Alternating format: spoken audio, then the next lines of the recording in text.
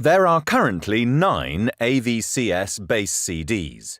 However, it is unlikely that users will need to install all of the CDs in order to load their licensed ENCs.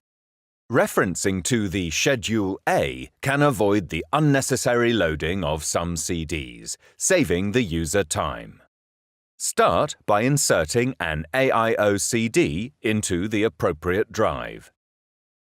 Then open the main menu and select Chart Selection. Select Chart Install followed by Install Charts. Select an existing folder or alternatively click on Create New and insert an appropriate folder name. Then click on Search for Charts to scan the contents of the disk. In the Install Charts window, select GB800001 and then select Install Charts. A confirmation dialog will then be displayed. Click OK. Then click Exit to finish.